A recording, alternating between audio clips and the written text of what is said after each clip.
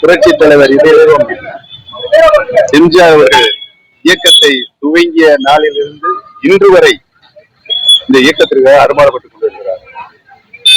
பல்வேறு சூறாவளி சுனாமிகள் இயக்கத்திற்கு வந்தபோதும் நிலையாக ஒரு நிலையில் நின்று இந்த இயக்கத்தை வளர்ப்பதற்காக அனைத்து மக்களையும் அரவணைக்க நோக்கோடு அவர் பாடுபட்டிருக்கார் என்பதை நாமெல்லாம் நன்றாகவே அறிவோம்.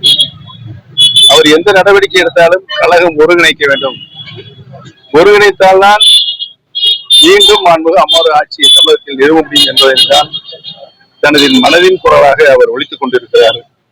அவருடைய எண்ணம், அவருடைய மனசாட்சி நிறைவேறுவதற்கு எங்களுடைய வாழ்த்துக்களை தெரிவித்துக்கிறோம். அதற்காகத்தான் நாங்களும் போராடி கொண்டிருக்கிறோம். அனைத்து இந்திய அண்ணா முன்னேற்ற கழகத்தினுடைய சக்திகள் பிரிந்திருந்தால் நாம் வெற்றி பெற முடியாது ஏற்பட்டு பல்வேறு சோதனைகளை நாம் சந்தித்துக் கொண்டிருக்கிறோம்.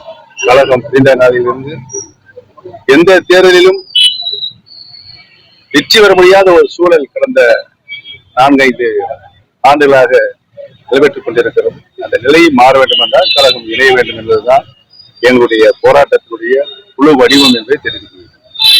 வேற என்ன? அதிமுக இந்த இயக்கம் தொண்டர்கள் இயக்கம். இந்த இயக்கத்தை யாராலும் தொண்டர்களை வெளியேற்ற முடியாது என்பதை தெரிவித்துக் கொள்கிறேன். 2 நாள் சுற்றுப்பயணமா எடப்பாடி பழனிசாமி தேனி மாவட்டத்துக்கு வருகிறது. அவருடைய சுற்றுப்பயணம் எப்படி நீங்களே சொல்லுங்க.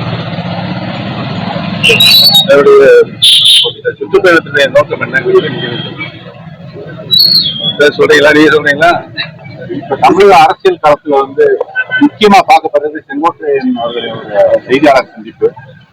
அதுல வர்ற முடிவுகள் என்ன மாதிரி இருக்கும்? அவருடைய முடிவுகள் அவர் என்றைக்குமே மனச்சாட்சியுடன் அவருடைய பங்களிப்பை அனைத்து இந்திய அண்ணா முன்னேற்றத்துக்கு தந்து கொண்டிருக்கிறார். அவருடைய கருத்துக்களுடைய முழுவதுமே அனைத்து இந்திய அண்ணா முன்னேற்ற கழகத்தினுடைய பிரிந்து கிடக்கிற சக்தியில் ஒன்றிணைய வேண்டும் என்பதுதான். ஒன்றிணைந்தால்தான் வெற்றி பெற முடியும் என்ற சூழல் இருக்கிறதா அவர் தனது குரலின் மனதின் குரலை வெளிப்படுத்திக் கொண்டிருக்கிறார். அவருக்கு பக்கபலமா நம்ம இருப்போம் சொல்லுவார். கழகம் ஒன்றிணைய வேண்டும் என்று யார்கள் அவருக்கு உறுதுணையாக பக்கபலமாக இருப்போம்.